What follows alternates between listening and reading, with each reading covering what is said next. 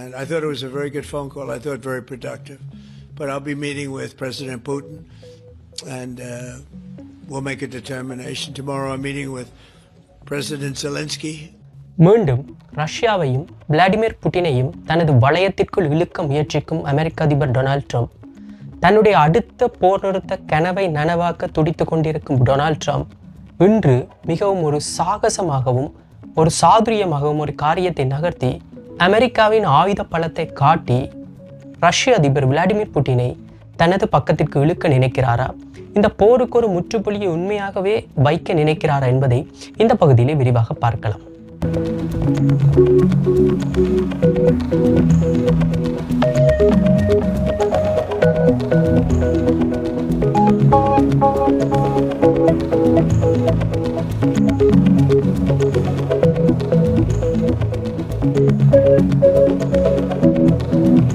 அமெரிக்க அதிபர் Donald ட்ரம்பின் truth சமூக வலைத்தளத்திலே அவர் ஒரு பதிவை இட்டிருந்தார்.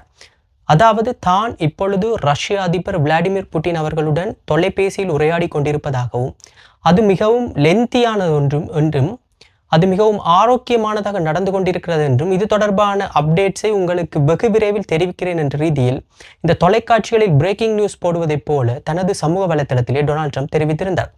அந்த சமூக வலைத்தள பதிவு வந்தவுடனே உலகமெங்கும் பரபரப்பு பற்றி கொண்டது. இப்பொழுது என்ன நடக்கப் போகிறது இந்த ரஷ்யா உக்ரைன் தொடர்பான போர் விடயங்களே. இந்த பதிவை அவர் சமூக வலைத்தளத்தில் இடும் நேரத்தில் உக்ரைன் அதிபர் விளாடிமிர் செலன்ஸ்கி வானத்திலே பறந்து கொண்டிருந்தார் விமானத்தில் அமெரிக்காவை நோக்கி. ஆம், நாளை அமெரிக்க அதிபர் டொனால்ட் ட்ரம்பை வாஷிங்டனில் ஓவல் ஆஃபீஸில் விளாடிமிர் செலன்ஸ்கி சந்திக்க இருக்கின்றார். இந்த நிலையில் தான் இன்று இந்த தொலைபேசி உரையாடல் புட்டினுக்கும் ட்ரம்புக்கும் இடையிலே நடைபெற்றுக் கொண்டிருந்தது. இந்த உரையாடல் தொடர்பான விடயங்களை கவனத்தில் கொள்வதற்கு முன்னர் இந்த தொலைபேசி உரையாடல் அல்லது தங்களுக்கு இடையில் ஒரு பேச்சுவார்த்தையை நடத்த வேண்டும் என்ற முன்னெடுப்பை முதலில் யார் நகர்த்தினார்கள் என்ற கேஷியங்கள் ஆரம்பத்தில் வெவ்வேறு விதமாக பரவிக்கொண்டிருந்தது. குறிப்பாக டொனால்ட் ட்ரம்ப் தான் இந்த முயற்சியை எடுத்ததாகவும், செலன்ஸ்கிக்கு ஒரு செக் வைக்கும் நோக்கத்தில் தான் இந்த திட்டத்தை அவர் கொண்டதாகவும் ஆரம்பத்தில் சில முணுமுணுப்புகள் வந்து கொண்டிருந்த போதிலும் ரஷ்யா உத்தியோகபூர்வமாக அறிவித்திருந்தது தாங்கள் தான் இந்த முனைப்பை ஏற்படுத்தி கொண்டதாகவும், அமெரிக்கா உக்ரைனுக்கு வழங்க இருக்கும் ஆயுதங்கள் தொடர்பாக தாங்கள் சில கரிசனைகளை கொண்டுள்ளதாகவும் அதை ட்ரம்பிடம் வெளிப்படுத்தியதாகவும் தான் ரஷ்யா தற்பொழுது உத்தியோகபூர்வமாக அறிவித்திருந்தது. அதன் பின்னர் இந்த உரையாடல் நடைபெற்ற பின்னர் அமெரிக்க ஒயிட் ஹவுஸின் பேச்சாளர் வெளியே வந்து செய்தியாளர்களிடம் தெரிவித்ததாவது, இந்த தொலைபேசி உரையாடலே கிட்டத்தட்ட 2 மணி நேரங்கள் நடந்ததாக அவர் தெரிவித்திருக்கின்றார். 2 மணி நேரம் என்றால் அது மிகவும் ஒரு நீண்ட நேரம். பல்வேறுபட்ட விடயங்களை அவர்கள் பேசியிருக்கக்கூடும். குறிப்பாக இந்த போர் தொடர்பாக சில ஆக்கப்பூர்வமான விடயங்களை பேசியிருக்கக்கூடும்.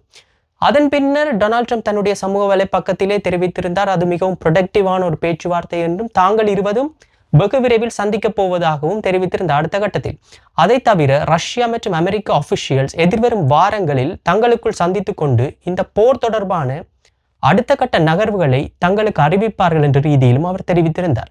இந்த நிலையிலே அமெரிக்க அதிபர் டொனால்ட் ட்ரம்பும் விளாடிமிர் புட்டினும் தற்பொழுது ஹங்கேரியில் உள்ள புட்டபாஸ்டில் எதிர்வரும் 2 வாரங்களில் சந்திப்பார்கள் என்று உத்தியோகபூர்வமாக அறிவிக்கப்பட்டு விட்டது. உங்களுக்கு தெரிந்திருக்கும், ஐரோப்பாவிலே ஹங்கேரி தான் அமெரிக்காவுடன் மிகவும் நெருக்கமாக ஒரு வலதுசாரி சித்தாந்தத்தை கொண்ட நாடு என்பது தவிர, இந்த இஸ்ரேல் காசா போரிலே இஸ்ரேலுக்கு பக்கபலமாகவும் இஸ்ரேலுக்கு பெருவாரியான ஆதரவையும் கொடுத்து வரும் ஒரே ஒரு ஐரோப்பிய நாடு இந்த ஹங்கேரி தான். ஸோ இப்போ ஹங்கேரி ட்ரம்பின் மிக நெருங்கிய நண்பர் உட்பட அது மிகவும் பேச்சுவார்த்தைக்கு, ட்ரம்ப் தொடர்பான பேச்சுவார்த்தைக்கு அது மிகவும் ஒரு லாபகமான இடம்தான். அதற்காக அந்த இடத்தை தெரிவு செய்யப்பட்டிருப்பார்கள். குறிப்பாக ஹங்கேரி அதிபரும் தன்னுடைய எக்ஸ் தளத்தில் இதை உறுதிப்படுத்தி விட்டார். தான் ட்ரம்புடன் கதைத்ததாகவும், பேச்சுவார்த்தைக்கான ஒரு சிறந்த இடம், அதாவது ஹங்கேரி ஒரு சமாதானத்திற்கான சிறந்த இடம் என்ற ரீதியிலான ஒரு கருத்தை அவர் தன்னுடைய எக்ஸ் தளத்திலே தெரிவித்திருந்தார். ஸோ இப்பொழுது புட்டினுக்கும் ட்ரம்புக்கும் இடையிலான பேச்சுவார்த்தை இந்த வருடத்தின் 2வது சந்திப்பானது உறுதிப்படுத்தப்பட்டிருக்கிறது.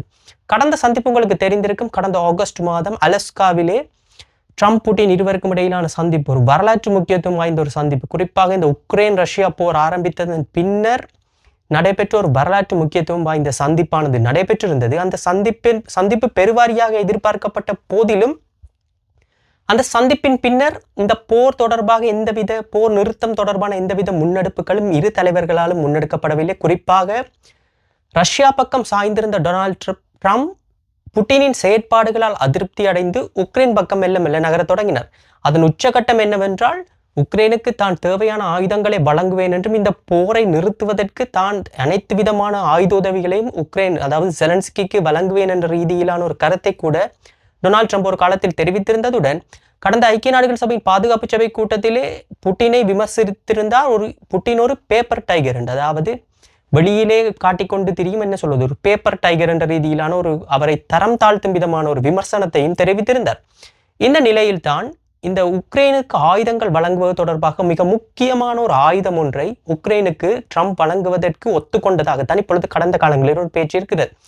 குறிப்பாக இந்த டாம்ஹாக் க்ரூஸ் மிசைல் எனப்படும் ஒரு ஆயுதம், இந்த ஒரு ஆயுதம் என்ன சொல்லுவென்றால் கண்டம் விட்டு கண்டம் தாண்டி தாக்குதல் நடத்தக்கூடிய ஒரு ஏவுகணை ஒன்றைத்தான் அமெரிக்கா உக்ரைனுக்கு வழங்க இருப்பதாகவும் அதை செலன்ஸ்கி கேட்டிருப்பதாகவும் இது தொடர்பாக டொனால்ட் ட்ரம்பிடம் பத்திரிகையாளர்கள் கேட்டபோது நான் வழங்கக்கூடும் அந்த ஆயுதத்தை என்ற ரீதியிலான கருத்தை கடந்த வாரங்களில் தெரிவித்திருந்தார்.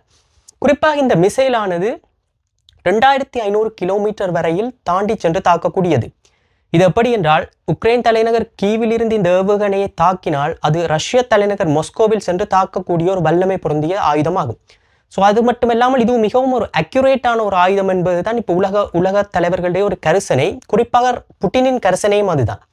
இந்த ஆயுதத்தை உக்ரைனுக்கு அமெரிக்கா வழங்கக்கூடாது தொடர்பாகத்தான் இன்று இந்த பேச்சுவார்த்தைகள் நடைபெற்றிருக்கக்கூடும் என்பதுதான் இப்பொழுது வெளிப்படையாக தெரிந்த ஒரு விடயம். ஏனென்றால் ரஷ்யாவுக்கு தெரியும் இந்த ஆயுதங்கள் உக்ரைனுக்கு சென்றால் நிச்சயமாக தாங்கள் எதிர்பாராத தாக்குதல்கள் தங்களது நாட்டில் நடைபெறக்கூடும், இது உக்ரைனுக்கு ஒரு சாதகமாக அமைந்துவிடும் என்ற ரீதியில் தான் ரஷ்ய அதிபர் புட்டின் இன்று ட்ரம்பிடம் என்ன சொல்வது ஒரு படி கீழே இறங்கி வந்து தானாகவே பேசியிருக்கிறார் என்பதுதான் ஒரு வெளிப்படையான உண்மை.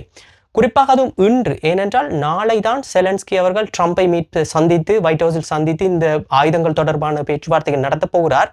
ஸோ அதற்கு முன்னதாக தன்னுடைய நகர்வு இருக்க வேண்டும் என்ற ரீதியிலான ஒரு முயற்சியைத்தான் புட்டின் என்று எடுத்து ட்ரம்பிடம் தொலைபேசி மூலம் முறையாடி தான் அடுத்த கட்ட பேச்சுவார்த்தைக்கு தயார் என்ற ரீதியிலான ஒரு கிரீன் சிக்னலை காட்டி இந்த ஆயுதங்கள் வழங்குவதை தற்காலிகமாக ஒரு சிறிது காலம் தள்ளி போடலாம் அல்லது ஒரு நிரந்தரமாகவே இதை நிறுத்தி வைக்கலாம் என்ற ரீதியிலான ஒரு முயற்சியாகத்தான் இது இருக்கக்கூடும் என்று பொதுவாக அனைவரும் கருதுகிறார்கள்.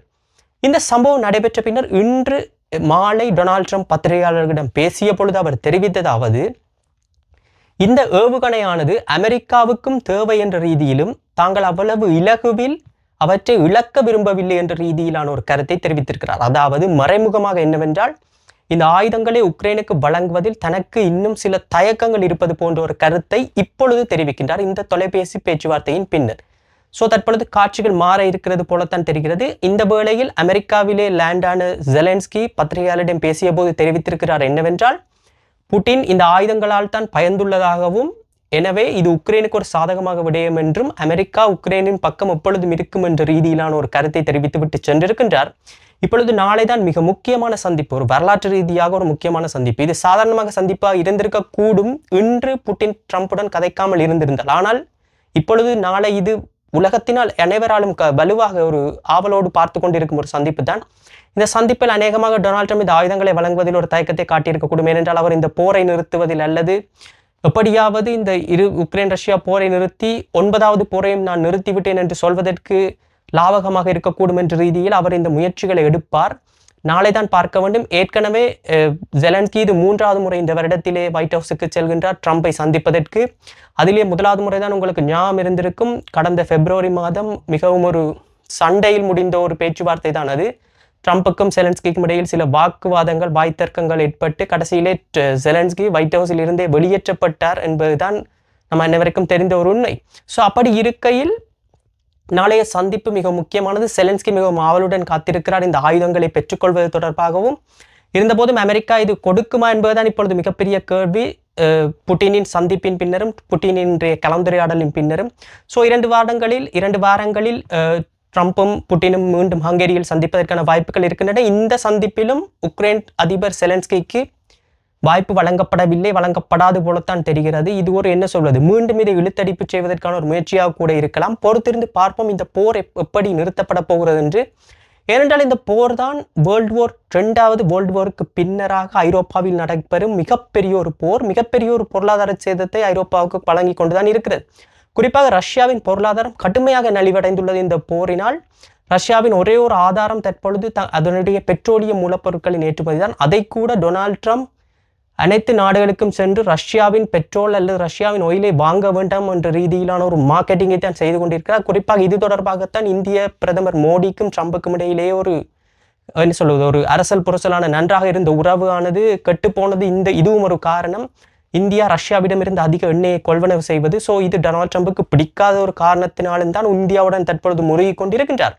ஸோ பொறுத்திருந்து பார்ப்போம் இது எப்படி செல்கிறது என்று. ரஷ்யாவும் ஆல்மோஸ்ட் டயர்டாகத்தான் இருக்கிறது இந்த போரிலே. உக்ரைனுக்கு இழப்பு என்று இல்லை, உயிரிழப்புகளை தவிர அவர்களுக்கு என்ன சொல்வது, ஐரோப்பாவிடமிருந்து நிதி உதவிகள் கிடைக்கின்றன, அமெரிக்காவிடமிருந்து கிடைக்கின்றன, இப்படி பல நாடுகளிடமிருந்து அவர்களுக்கு உதவிகள் ஆயுதங்கள் வந்து கொண்டுதான் இருக்கின்றன. ஸோ உக்ரைன் நினைத்த வாக்கில் இந்த உதவிகளை பெற்றுக்கொண்டு போரை நடத்தலாம். ஆனால் இது டொனால்ட் ட்ரம்ப் போன்ற ஒரு அதிபரிடம் இது செல்லாது என்பதுதான் ஒரு வெளிப்படையான கருத்து. டொனால்ட் ட்ரம்ப் ஒரு அன்பிரடிக்டபிள் மேன், எப்பொழுது என்ன செய்வார் என்று தெரியாது. ஸோ பொறுத்திருந்து பார்ப்போம் இந்த போர் ஒரு ஓய்வுக்கு வருகிறதா, நிறுத்தத்திற்கு வருகிறதா, அல்லது மீண்டும் இது என்ன சொல்வது ஒரு ஸ்பீட் பிரேக்கர் போல சென்று மீண்டும் ஸ்டார்ட் ஆகிறதா என்பதை பொறுத்திருந்து தான் பார்க்க வேண்டும். மீண்டும் இன்னொரு காணொலியில் உங்களை சந்திக்கிறேன். நன்றி.